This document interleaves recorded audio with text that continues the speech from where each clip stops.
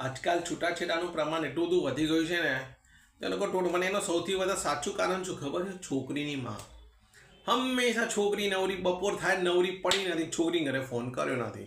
હાય બેટા, શું કરે છે? શું ખાધ્યું? શું બનાવ્યું? તારી સાસુ તને બોલે છે? કામ વધારે કરાવે છે? સોવા નથી દેતી? આવું બધું પૂછે. એટલે પણ એને સારી શીખામાં ના બેટા, તારા સાસે સાઈડ ના રહે એવી શીખામાં ને વરઘોડો પાછો તારા ઘેર જ આવશે. ખોટી વાતો કહો.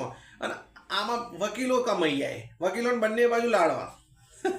એકે બાજુ રહે નહીં, વકીલો સીધું ના કરાય કે વાંકું બી ના કરાય, જોડાય બી નહીં તોડાય બી નહીં, સાલા વચ્ચે બે લાડવા વકીલ જ લે. મને તો અનુભવ છે. એટલે મહેરબાની કરીને છોકરીઓને માને કહું છું કે જ્યારે વધારે ફોન કરવો નહીં. એને પરણા દીધી એટલે તમારું પૂરું થઈ ગયું.